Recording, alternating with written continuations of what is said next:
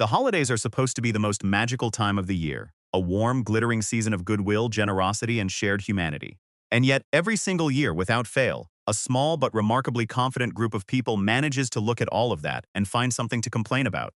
Not just complain, escalate. File formal objections. Demand managers, question physics. Today we are counting up 27 real complaints that came dangerously close to derailing the holidays entirely, and by the time we reach number 27, you will feel simultaneously grateful for your own sanity and genuinely concerned for the species. Let's begin. Number 1. A shopper at a major retail chain complained that the Christmas decorations went up too early. In October, because, and this is a direct sentiment, it felt aggressive. The decorations felt aggressive. These are plastic reindeer and tinsel. They do not have intentions. They cannot feel aggression, and more importantly, neither should you. The store put up holiday decor to create a festive atmosphere and sell product. You walked through it voluntarily. The reindeer won. Number 2. A customer called a hotel's front desk on December 23rd to complain that the lobby Christmas tree was, quote, too Christmassy. They had booked a room at a hotel that had been advertising its holiday experience since November, sent 3 promotional emails about its festive decorations, and was literally named the Evergreen Inn. The tree was too Christmassy at the Evergreen Inn during Christmas. The front desk staff, to their eternal credit, reportedly said nothing and simply smiled.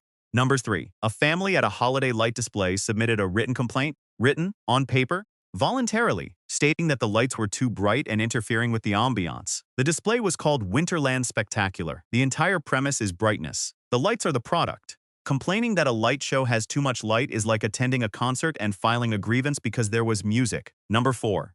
A customer at a bakery demanded a refund on their Christmas cookies because, upon biting into a snowflake-shaped sugar cookie, they discovered it tasted sweet. They had been hoping apparently for something more savory. It was a sugar cookie, decorated with icing, sold from a tray labeled Holiday Sugar Cookies. The word sugar was literally in the name, and somehow the sweetness came as a surprise. Number 5. A complaint was filed with a shopping mall's management office because the Santa Claus employed at their grotto was, and we quote, not jolly enough. The gentleman was photographed with over 300 children that day. He had been in a foam-padded suit since 9 in the morning. He was jolly enough. We promise. He was a saint in polyester. Leave Santa alone. Number 6. It somehow gets worse. A customer called a Christmas tree farm to complain that their freshly cut tree was shedding needles. A freshly cut tree that was recently alive is now in your home and is shedding needles because it is a biological organism that has been removed from the earth and placed next to a radiator. This is not a product defect. This is photosynthesis giving up gracefully, and honestly, we respect it. Number 7. A restaurant received a formal complaint on December 25th because their holiday prix-fixe menu did not include a non-holiday option. They had booked the Christmas special. It was advertised as a Christmas Day special. It was Christmas Day. The whole point was the holiday menu. Asking for a non-holiday option at a Christmas Day dining event is the culinary equivalent of attending a birthday party and requesting that the cake have no candles because you find the tradition a bit much. Number 8. A parent complained to a school that the holiday pageant ran 4 minutes over its scheduled 45 minutes. 4 minutes, the children were singing. They were wearing tinfoil stars and cardboard wings and doing their absolute best. 4 extra minutes of children being delightful, and this person was checking their watch. Be honest, would you have timed it? Number 9. A customer filed a complaint with a post office because their holiday cards mailed on December 22nd did not arrive before Christmas. December 22nd, 3 days before Christmas. The complaint used the phrase timely delivery as though the post office had a time machine and simply chose not to use it. The post office, for the record, handles approximately 28 billion pieces of mail in December. Your 11 cards were in there somewhere, doing their best. Number 10. A guest at a holiday office party complained that the Secret Santa gift exchange had a $20 limit, which they felt was, quote, insulting to the spirit of giving. They then gave a $7 candle. A $7 candle with a limit of $20 while calling the limit insulting to the spirit of giving. The spirit of giving watched this happen from a distance and asked not to be involved. Number 11. A shopper complained that a store's holiday sale wasn't discounted enough to feel like a real sale. The items were 30% off. 30%. On a day that was specifically advertised as a holiday sale.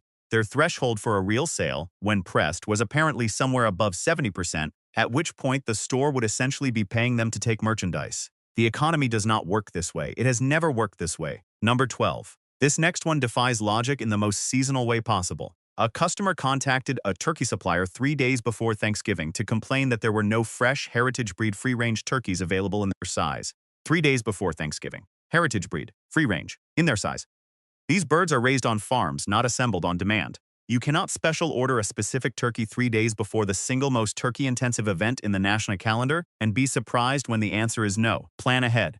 The turkeys certainly did. Number 13. A hotel guest complained during the holiday season that the Christmas music being played softly in the lobby was creating an atmosphere that made them feel pressured to enjoy themselves. Pressured by instrumental carols at a low volume. In a lobby, no one was standing over them with a tambourine demanding seasonal joy. The piano version of Silver Bells was simply existing in the air, and somehow that felt coercive. The piano version of Silver Bells has never coerced anyone in its life. Number 14. A customer wrote a lengthy review of a holiday candle complaining that it smelled too much like Christmas. The candle was called a crackling Christmas hearth. The description listed notes of cinnamon, pine, and wood smoke. Every single sensory promise that candle made, it kept. And somehow this constituted a grievance worth documenting on the internet for posterity. Number 15. We are at the halfway point, and I want you to know, it gets significantly worse from here. A parent complained to a toy store that their child's Christmas present, purchased on December 18th, did not come assembled. The toy required assembly. The box said some assembly required, in large text on the front. The complaint was not that assembly was difficult. The complaint was that assembly was required at all, and that this constituted a misleading product description. Some assembly required means some assembly is required. This has been a universally understood phrase since the invention of flat-pack furniture. Number 16. A customer contacted a holiday pop-up market to complain that the artisan vendors were charging, quote, artisan prices. They had attended an artisan market, where local craftspeople sell handmade goods, at prices that reflect the labor, materials, and skill involved in making things by hand. They were expecting artisan quality at mass production prices, which is not a market category that exists or has ever existed anywhere in the history of commerce. Number 17. A caller complained to a radio station's holiday hotline, a line created specifically to spread cheer, that the station was playing too many Christmas songs during the Christmas season. The station was a dedicated holiday music station. It played exclusively Christmas songs. The caller knew this because they called the holiday hotline. They wanted fewer Christmas songs on the Christmas station. Have you ever seen anything like this? Because I am still processing it. Number 18. A customer at a grocery store submitted a written complaint because the holiday turkeys were frozen, and freezing, they argued, removes the freshness. Technically correct, in the loosest possible interpretation. However, the complaint went on to suggest that the store should have found a way to keep the turkeys fresh without refrigeration at commercial scale. In an era of food safety regulation, during a supply chain event involving millions of birds, the solution they proposed was not elaborated upon. Presumably, they had not thought that far ahead. Number 19. A family complained to a Christmas tree lot that the trees were too natural looking, meaning the branches were uneven, the shape was imperfect, and the tree did not look like the ones in department store displays.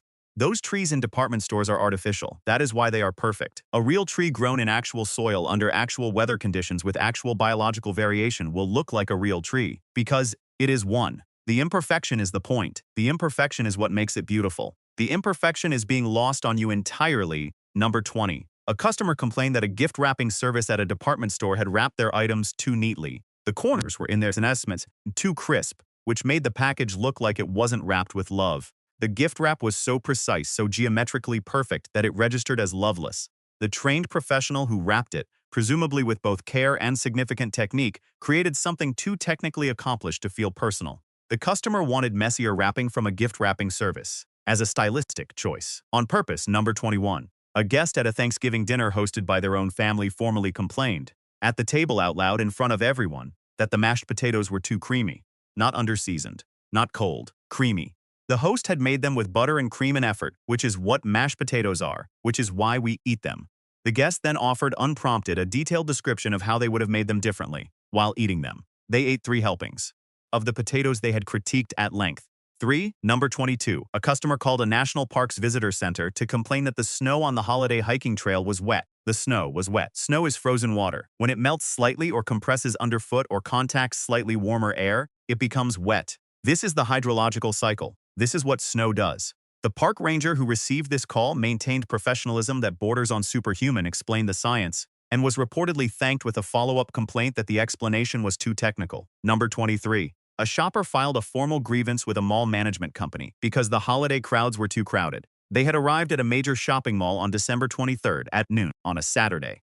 They were surprised to find other humans there, shopping as humans do, in a place designed entirely for shopping, during the peak shopping period of the calendar year. The complaint requested that the mall in future years implement a system to reduce the number of shoppers. The mall is a public commercial space. It does not have a guest list. Number 24. A hotel guest called the front desk on Christmas morning to complain that the complimentary holiday breakfast did not include a full a la carte menu. It was complimentary, meaning free, meaning they were given food at no cost as a gesture of hospitality, and the response to that gift was a formal complaint that it wasn't enough. Be honest. What does a person have to experience in their development to look at a free breakfast and think, this is a grievance worth vocalizing? Number 25. A customer returned a live Christmas wreath to a garden center in January because it had, over the course of December and into the new year, dried out. A wreath made of cut evergreen boughs had dried out over time, as plant material does when separated from its root system. The customer wanted a full refund on the grounds that the product had not maintained its freshness indefinitely, which is not a property that any organic material possesses or has ever been advertised to possess. Number 26.